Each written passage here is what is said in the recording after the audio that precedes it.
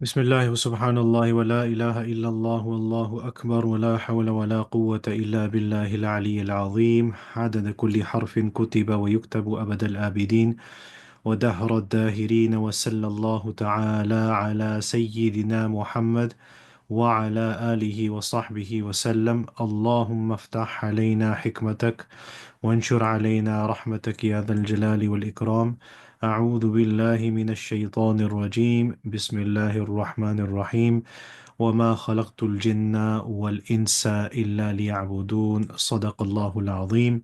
السلام عليكم ورحمة الله وبركاته. I hope everyone is well in the best of health and iman, inshallah. Um, so we are going to start with Kitab al-Tahara, chapter number 5, concession in this regard, inshallah ta'ala. Bismillah ar-Rahman ar-Rahim. وَبِالْأَسَانِدِ مُتَّصِلَةٍ مِنْ الشُّيُوخِ إلى رسول الله صلى الله عليه وسلم قال. So I am starting the hadith session with connecting my sanad through my teachers all the way to Rasulullah sallallahu alayhi wasallam. So wabil asanidikum muttasila, meaning my connected chains, min shuyukhi, through my shuyukh that I studied with, which I mentioned the details of last week, of which the recordings are on YouTube channel, so please feel free to refer there. Ila Rasulillah sallallahu alayhi wasallam qal. Okay, so this is generally how we start the hadith dars normally. Okay, right. Babur rukhsati fi dhalika. Concession in this regard. So, as I mentioned last week, this side of the dars or the lecture, I will just be pointing out certain things. They may be related to hadith science itself. You might see a connection with fiqh, tafsir, various different things, but it's down to yourself to make your notes, make accurate notes, and obviously if there needs to be any checking, you can do so via the recordings, inshallah ta'ala. Okay. Barakallahu feek. وبه قال حدثنا عبد الله بن مسلمة عن مالك بن يحيى بن سعيد عن محمد بن يحيى بن حبان عن عمه واسع بن حبان عن عبد الله بن عمر لقد ارتقيت على ظهر البيت فرأيت رسول الله صلى الله عليه وسلم على لبنتين مستقبل بيت المقدس لحاجته. So again, some of these hadith, you'll find one hadith and then you might find a second or third one which is about the same topic, differentiation in words, maybe differences in the narrators, perhaps in the text as well. Okay. So again, this is following on from last week. We were talking about the mannerisms of relieving oneself. Again, I won't be reading the English translation as such. Is there for your reference, inshallah. I'll read where necessary. وبقال حدثنا محمد بن بشار قال حدثنا وهب بن جرير قال حدثنا أبي قال سمعت محمد بن إسحاق يحدث عن عبان بن صالح عن مجاهد عن جابر بن عبد الله قال نهى نبي الله صلى الله عليه وسلم أن نستقبل القبلة ببول فرأيته قبل أن يقبض بعام يستقبلها. قال حدثنا محمد بن بشار قال حدثنا وهب بن جرير قال حدثنا أبي قال سمعت محمد بن إسحاق يحدث عن عبان بن صالح عن مجاهد عن جابر بن عبد الله قال نهى نبي الله صلى الله عليه وسلم أن نستقبل القبلة ببول فرأيته قبل أن يقبض بعام يستقبلها. So one question could come is that why am I um, giving preference or giving priority of reading the Arabic text? So the reason is in Hadith Majalis or in Hadith Durus, for there to be a consistent chain of narration or for there to be a connection between the ustad and the teachers, What's really not ustad and teacher, sorry, the ustad, the teacher, and the students is that the text is heard. And as I heard it from my teacher, so the more you hear or a complete hearing, the stronger your sanad, the stronger your ijaza will be. So in hadith, that's how it is. In other sciences, it follows a similar pattern, inshallah. But again, it's just referring to the mannerisms of going to relieve yourself. Bab كيف التكشف عند الحاجة. How should one undress when relieving oneself. وبقال حدثنا زهير بن حرب قال حدثنا وقيل عن الأعمش عن رجل عن ابن عمر أن النبي صلى الله عليه وسلم كان إذا أراد حاجة لا يرفع ثوبه حتى يدنو من الأرض. قال أبو داود رواه عبد السلام بن حرب عن الأعمش عن أنس بن مالك وهو ضعيف. So you will find sometimes in some hadith there are commentaries from the scholars who have given not necessarily commentary, but their view on whether a certain hadith is sahih or is da'if or is hasan or is various terminologies. Here at the moment, I'm not going to actually discuss the hadith science itself, but inshallah, from time to time, where there's a need, I will look up with various opinions and then present inshallah my research in a wholesome manner so that inshallah you can take it down as your notes with references inshallah ta'ala. باب كراهية الكلام عند الخلاء, the disliking of speech while relieves oneself. So this is quite a problem in today's society. You do actually find quite bizarrely some people who are reading newspapers, who are on their mobiles, who are talking. All of this is against the mannerisms that one should adopt in the toilet. وبقال حدثنا عبيد الله بن عمر بن ميسرة قال حدثنا ابن مهدي قال حدثنا عكرمة بن عمار عن يحيى بن أبي كثير عن هلال بن عياض قال حدثني أبو سعيد قال سمعت رسول الله صلى الله عليه وسلم يقول لا يخرج الرجلان يضربان الغائط كاشفين عن عورتهما يتحدثان فإن الله عز وجل يمقت على ذلك. قال أبو داود هذا لم يسنده إلا إكرمة بن عمار. So you will see Abu Dawood, meaning Imam Abu Dawood ibn Sulaiman, he will give his commentary from time to time as well. Again, for reference, you can see the English translation. Takhrij, I mentioned last week, takhrij means basically where else that hadith has been referenced. So, for example, here you've got وأخرجه ابن ماجه الطهارة. So Ibn Majah has done takhrij, meaning he has referenced this hadith in his book in the chapter Tahara, باب النهي عن الاجتماع على الخلاء, the chapter on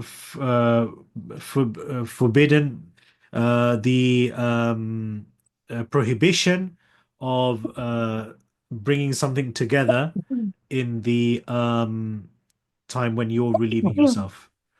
باب في الرجل يرد السلام وهو يبول, returning salam while urinating.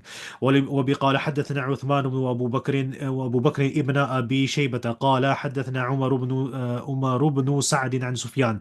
So sometimes what you'll find is that you'll find two narrators together who will narrate from a teacher. So here you've got Uthman and Abu Bakr, who are the sons of Abu Shayba. Abi Shayba, because of the grammatical rules, they say that narrated to us Umar ibn Sa'd and Sufyan. You will find that as well in hadith text. Okay, so just pointing out. And the Dhahhak ibn Uthman and Nafi' and ibn Umar. So this is one of the very, very, very famous chains that you'll find from Medina. عن مالك and Nafi' and ibn Umar رضي الله تعالى عنه. Okay, one of the famous chains of Medina. قال مر رجل على النبي صلى الله عليه وسلم وهو يبول فسلم عليه فلم يرد عليه. قال أبو داود وروي عن ابن عمر وغيره أن النبي صلى الله عليه وسلم تيمم ثم رد على الرجل السلام. So again, in some hadith you find there's a hadith mentioned elsewhere where Rasulullah sallallahu alaihi wasallam relieved himself at a certain place, to the nearest place, a place where it wasn't clean, that it was a bit like a skip yard. But Prophet ﷺ didn't give the reply of salam to a sahabi radiallahu ta'ala an, because he didn't want to mention the name of Allah without wudu. So this is the level of care that has been taken by our predecessors. وبي قال حدثنا محمد بن المثنى قال حدثنا عبد الأعلى قال حدثنا سعيد بن قتادة عن الحسن عن حضين بن المنذر أبي ساسان عن المهاجر بن قنفذ أنه أتى النبي صلى الله عليه وسلم وهو يبول فسلم عليه فلم يرد عليه حتى توضأ ثم اعتذر إليه فقال إني كرهت أن أذكر الله تعالى ذكره إلا على طهر أو قال على طهارة. So you can see here basically what I've mentioned, that I disliked that it should be mentioned on anything other than cleanliness. So again, sometimes you'll see difference in words here. Sometimes if the narrator has a confusion or is mixed up between words or is not sure, then you'll see the option of two words. Okay, that's just for is just their way of trying to preserve the utmost accuracy for the hadith of Rasulullah sallallahu alaihi wasallam. Okay, so ala tuhrin أو قال على طهارة. Okay, so again you've got explanation there. باب في الرجل يذكر الله تعالى على غير طهر. The permissibility of remembering Allah the Most High while not in a state of purity. وبه قال حدثنا محمد بن العلاء قال حدثنا ابن أبي زايدة عن أبي عن خالد بن سلمة يعني الفأفاء عن البهي عن عروة عن عائشة قالت كان رسول الله صلى الله عليه وسلم يذكر الله عز وجل على كل أحيانه. باب الخاتم يكون فيه ذكر الله تعالى يدخل به الخلاء, entering the area in which one relieves oneself with a ring upon which Allah's name is engraved. So sometimes someone might have a ring which is something specifically granted to them by their sheikh, or one which they have a very strong spiritual allegiance with, or with their teacher, or someone who they've got a special connection with. So anything which has engraved upon it the name of Allah and Rasulullah sallallahu alaihi wasallam, and anything which is regarded respectful in our deen, we should try and make sure that you put it away when you enter the toilet. By mistake, if you enter the toilet and it's you thought, oh God, it's on my finger. Oh no. So then the next stage is just put it in your pocket, so that it's away from away from one side. Okay. وبي قال حدثنا ناصر بن علي عن أبي علي الحنفي عن حمام. So you got al-Hanafi. So it's not necessarily that they were Hanafis. Okay, sometimes you will find that Hanafi might be relating to a certain area, might be relating to a certain caste, tradition. It could be various things. So it's not always that it's al-Hanafi يعني follows Imam Hanifa. No. And you've got to remember that Imam Hanifa rahimahullah ta'ala came slightly later. So we're talking about some of the earlier generations. وبقال حدثنا نصر بن علي عن أبي علي الحنفي عن حمام عن ابن جريح عن الزهري عن أنس كان النبي صلى الله عليه وسلم إذا دخل الخلاء وضع خاتمه. قال أبو داود هذا حديث منكر وإنما يعرف عن ابن جريج عن زياد بن سعد عن الزهري عن أنس قال إن النبي صلى الله عليه وسلم اتخذ خاتما من ورق ثم ألقاه والوهم فيه من حمام ولم يروه إلا حمام. So again, you can see that it was put away. So very important point to mention. Inshallah, again, takhrij mentioned there. You'll find commentary as well. وباب الاستبراء من البول. So avoiding the splatter of urine. So this is something which is really, really important. I will mention one or two points on it in due course. وأبي قال حدثنا زهير بن حرب وهناد بن السري قال حدثنا بقي قال حدثنا الأعمش قال سمعت مجاهدا يحدث عن طاووس عن ابن عباس قال مر النبي صلى الله عليه وسلم على قبرين فقال إنهما يعذبان وما يعذبان في كبير أما هذا فكان لا يستنزه من البول وأما هذا فكان يمشي بالنميمة ثم دعا بعسيب رطب فشقه باثنين ثم غرس على هذا واحد وعلى هذا واحد وقال لعله يخفف عنهما ما لم ييبس. قال هناد يستتر مكان يستنزه. So again, you've got the warning of punishment for those who do not stay away from avoiding urine drops coming on them. So for males, generally, istibra is generally to ensuring that there is no urine drops left in the pipe okay, or the private part, should I say, of the male. For females, again, the way to do it is to ensure that you are spending enough time in the place of relieving, that you are completely content that everything is done. Okay, everything is finished, basically. That's the important thing.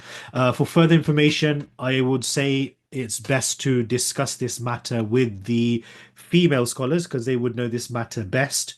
I haven't specifically read anything on this, therefore, I will not comment on that matter because sometimes there are masail which. Sorry, I hope that the last bit was heard. So the last bit I mentioned that any mas'alas related to females, generally the best person to address that would be the female scholars themselves, meaning the alimas or those who are well versed with the Islamic sciences.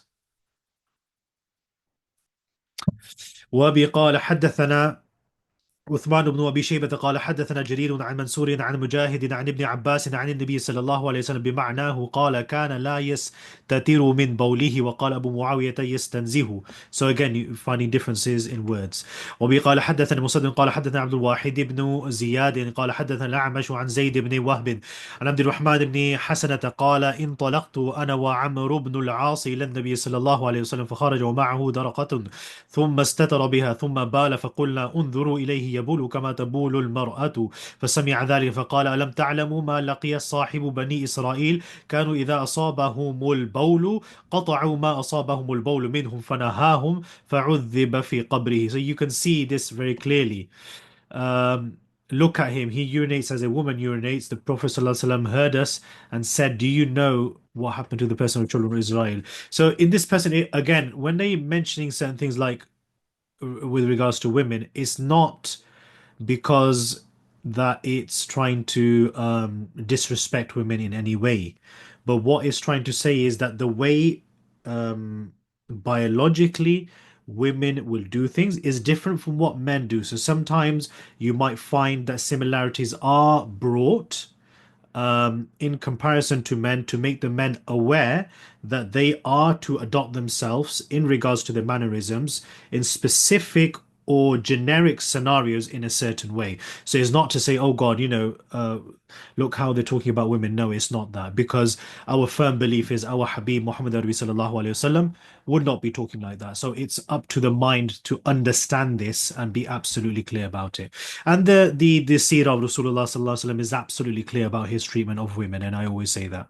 My sheikh, one of the five shuyukh who I have complete hearing of Sunan Abu Dawud, well, four among the five who I have complete hearing from, Dr. Muhammad Akram al-Nadawi, he has authored a book on which is called Muhaddithat, which is about 37, 38 volumes according to some prints, 40 to 42 according to others. It's been translated in different languages.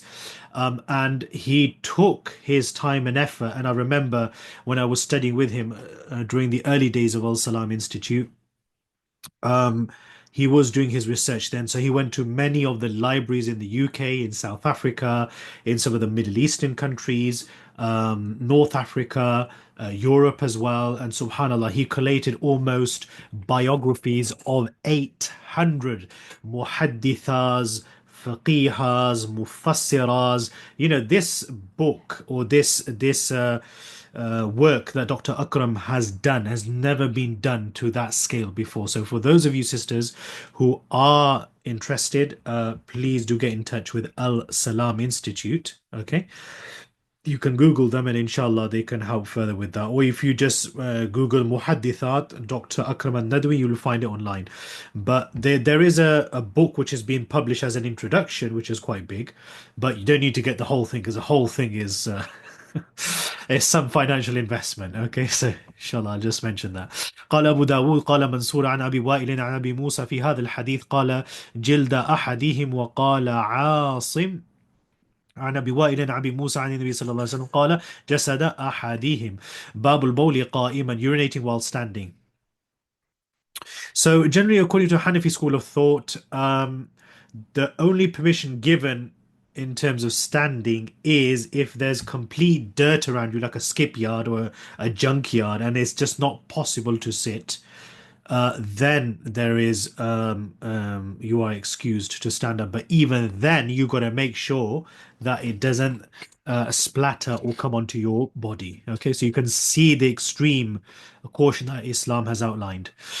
وبه قال حدثنا حفص بن عمره ومسلم بن إبراهيم قال حدثنا الشعبة. So you will find some of the names of the those scholars who specialize in other sciences, for example, the qira'at and tajweed, for example, tafsir, for example, aqidah, or for example, other Islamic sciences, names that you're familiar with. So Hafs ibn Umar, another very popular name.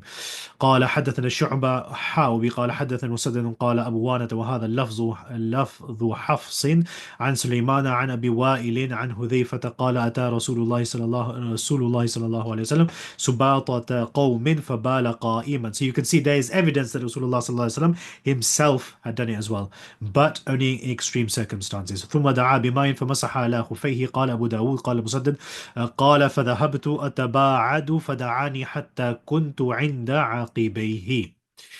باب في الرجل يبول بالليل في الإناء ثم يضعه عنده. So the permissibility of a man urinating in a vessel during the night and placing it near him. Okay.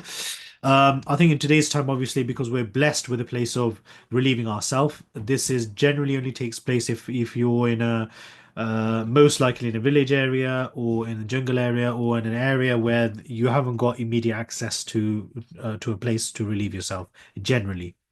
وبي قال حدثنا محمد بن عيسى قال حدثنا حجاج عن ابن جريج عن حكيمة بنت أميمة بن تبنة رقيقة عن أمها أنها قالت كان للنبي صلى الله عليه وسلم قدح من عيدان تحت سريره يبول فيه بالليل.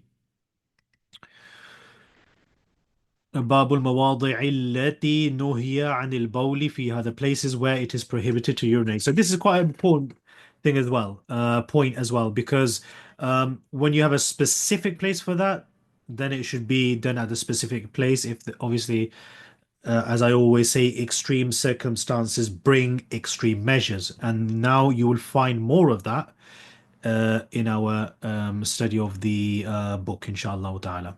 وبقال حدثنا قتيبة بن سعيد قال حدثنا إسماعيل بن جعفر عن العلاء بن عبد الرحمن عن أبيه عن أبي هريرة رضي الله تعالى عنه أن النبي صلى الله عليه وسلم قال اتقوا اللاعنين. قالوا وما اللاعنان يا رسول الله صلى الله عليه وسلم قال الذي يتخلى في طريق الناس أو ظلهم. So again, it's specified two places.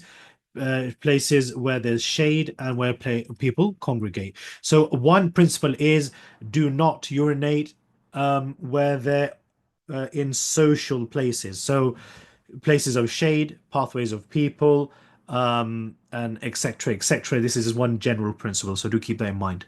وقال حدثنا إسحاق بن سويد الرملي وعمر بن الخطاب أبو حفص وحديثه أتم أن سعيد بن الحكم حدثهم قال أخبرنا نافع بن يزيد قال حدثني حيوة بن شريح أن أبا سعيد الحميري حدثه عن معاذ بن جبل قال قال رسول الله صلى الله عليه وسلم اتقوا الملاعن الثلاثة البراز في الموارد وقارعة الطريق والظل. So again, same again, places of drinking as well, public benefit. So this is a keyword here, public benefit. Okay, so I said social, social circumstances or social areas. باب في البول في المستحم, urinating in al-mustaham, the bathing area.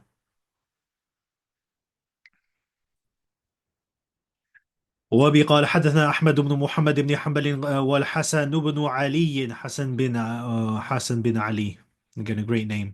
محمد بن حنبل, again some great names here. قال حدثنا عبد الرزاق قال أحمد قال حدثنا معمر قال أخبرني أشعث وقال الحسن أن أشعث بن عبد الله عن الحسن عن عبد الله بن مغفل قال قال رسول الله صلى الله عليه وسلم لا يبولن أحدكم في مستحمه ثم يغتسل فيه. قال أحمد ثم يتوضأ فيه فإن عامة الوسواس منه. So a key principle here regarding urination, urinating in an area where you bathe. So a discussion more for a fiqh class, but should you urinate in a bathtub? Ideally, based on manners, no. But if it is to happen, some Hanafi scholars have said in some of the the primers of the Hanafi school of thought that as long as the water is running and it's flowing away, then it's fine. But if there's waters at a standstill, a pond, a well, or anything as such, which doesn't have a flowing mechanism, so I'm just making that clear, a flowing mechanism, because some wells do, some wells don't. Okay. As a result of that, you may find that you get increased waswas. Okay, so do be aware of that. وبقال حدثنا أحمد بن يونس قال حدثنا زهير عن داود بن عبد الله عن حميد الحميري وهو بن عبد الرحمن قال لقيت رجلا صحب النبي صلى الله عليه وسلم كما صحبه أبو هريرة قال نهى رسول الله صلى الله عليه وسلم أن يمتشط أحدنا كل يوم أو يبول في مغتسله. Again, some commentary there. Please do refer to it in your own time, inshallah ta'ala.